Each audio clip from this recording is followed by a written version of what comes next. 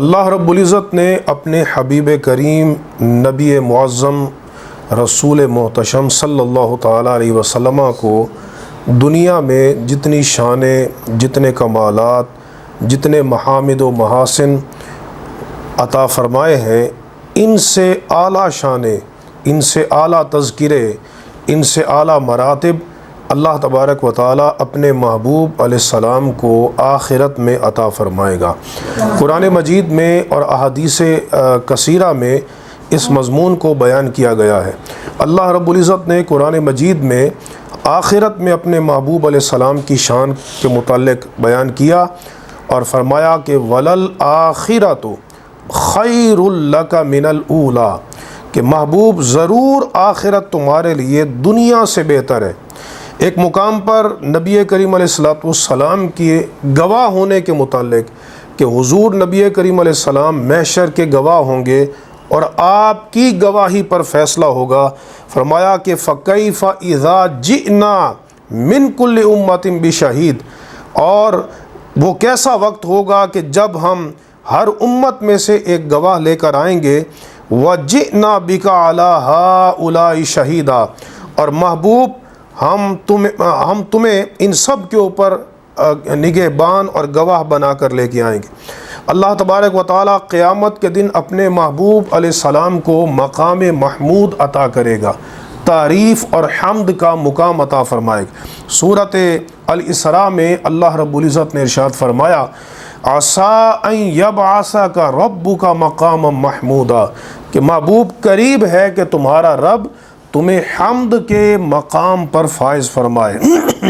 اور قیامت کے دن محبوب کریم علیہ السلام کو اتنا عطا کیا جائے گا کہ حضور نبی کریم علیہ السلام راضی ہو جائیں گے۔ فرمایا وَلَسَوْفَ يُعْطِيكَ رَبُّكَ فَتَرْضَىٰ، کہ حبیب ان قریب تمہارا رب تمہیں اتنا عطا فرمائے گا کہ تم راضی ہو جاؤ گے۔ محبوب کریم علیہ السلام کو قیامت کے دن کوثر یعنی حوض کوثر عطا کیا جائے گا، بڑی کثرت خیر کثیر عطا کی جائے گی۔ ارشاد فرمایا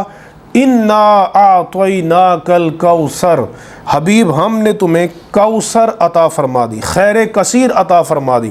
ایک حدیث کے اندر نبی کریم علیہ السلام نے خود آخرت میں جو آپ کی عظیم شانیں ہوں گی ان کو اپنی زبان اقدس سے بیان فرمایا۔ امام ترمذی، امام دارمی، امام ابو یعلیٰ، امام بہقی دلائل النبوت میں اور امام بغوی شرح السنہ میں اس حدیث کو نقل کرتے ہیں کہ نبی علیہ السلام نے ارشاد فرمایا انا اول الناس خروجا اذا بعثوا، فرمایا کہ جب لوگ اٹھائے جائیں گے تو سب سے پہلے میری قبر انور شک ہوگی، میں اپنی قبر انور سے باہر تشریف لے کر آؤں گا۔ وانا خطیبہم اذا وفدوا، اور جب لوگ اللہ کی بارگاہ میں حاضر ہوں گے تو میں ان کا خطیب ہوں گا۔ فرمایا وَأَنَا مُبَشِّرُهُمْ إِذَا أَئِسُوا، کہ جب لوگ مایوس ہو جائیں گے اس وقت میں لوگوں کو بشارت دینے والا ہوں گا۔ لِوَاءُ الْحَمْدِ يَوْمَئِذٍ بِيَدِهِ، فرمایا قیامت کے دن حمد کا جھنڈا میرے ہاتھ میں ہوگا۔ وَأَنَا أَكْرَمُ وُلْدِ آدَمَ عَلَىٰ رَبِّ وَلَا فَخْرٍ، اور میں اللہ کے نزدیک تمام اولاد آدم میں سب سے زیادہ عزت والا ہوں، اور یہ بات میں فخر کے طور پہ نہیں بیان کر رہا۔ ایک اور حدیث جسے امام ترمذی اور امام دارمی نے نقل کیا ہے کہ نبی کریم علیہ السلام نے اپنی آخرت میں شان کو خود اپنی زبان اقدس سے بڑے بلیغ کلمات کے ساتھ یوں بیان کیا، فرمایا الا وانا حبیب اللہ ولا فخر، میں سنو میں اللہ کا حبیب ہوں اور یہ بات میں فخر کے طور پہ بیان نہیں کر رہا۔ وانا حامل لواء الحمد یوم القیامہ ولا فخر، اور قیامت کے دن میں حمد کا جھنڈا اٹھانے والا ہوں اور یہ بات فخر کے طور پہ نہیں فرما رہا۔ وانا اول شافع واول مشفع یوم القیامہ، اور فرمایا کہ میں قیامت کے دن سب سے پہلے شفاعت کرنے والا ہوں گا اور سب سے پہلے میری شفاعت قبول کی جائے گی۔ جس طرح کہ صحیح بخاری کی حدیث میں موجود ہے کہ مختلف انبیاء علیہم السلام کے پاس تمام امتیں جائیں گی۔ صحیح مسلم میں آتا ہے کہ یرغب الی الخلق کلہم حتی ابراہیم، میری بارگاہ میں تمام مخلوق حتیٰ کہ حضرت ابراہیم علیہ السلام بھی تشریف لے کر آئیں گے اور حضور فرمائیں گے انا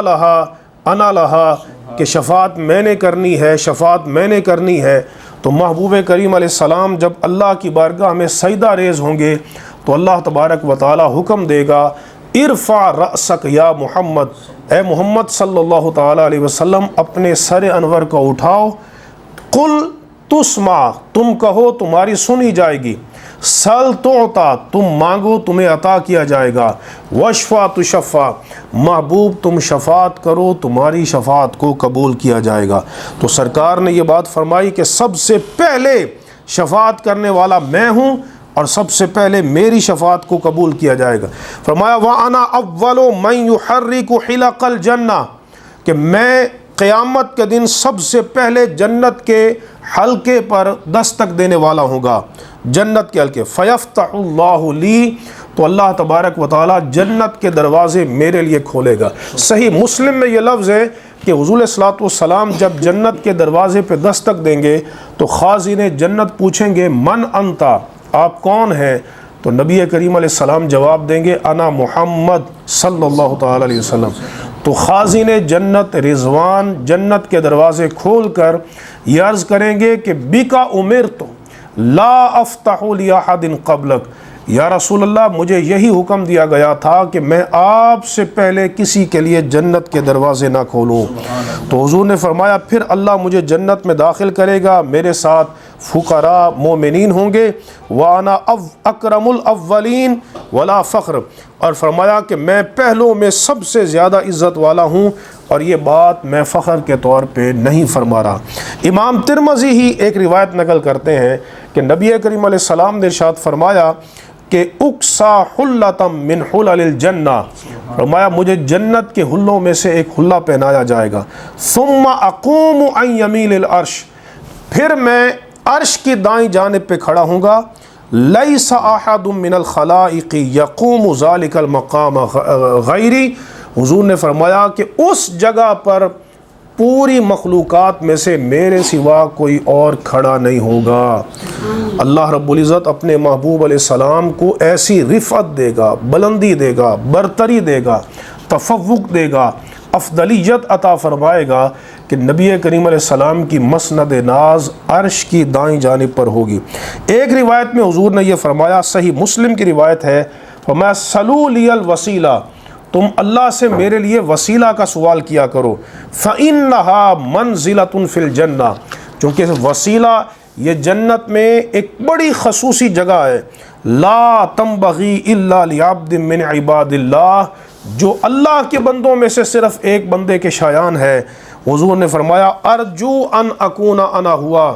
مجھے امید ہے کہ وہ بندہ میں ہوں اور مجھے مقام وسیلہ پر فائز کیا جائے گا۔ وفی روایت حضور صلی اللہ علیہ وسلم نے ارشاد فرمایا اذا کان یوم القیامت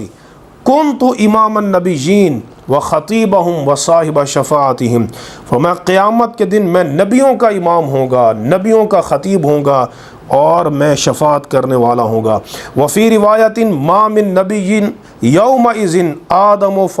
فمن سواہ الا تحت لوائی، فرمایا حضرت آدم اور ان کے ماں سوا جتنی مخلوق ہوگی وہ قیامت کے دن میرے جھنڈے کے نیچے ہوگی۔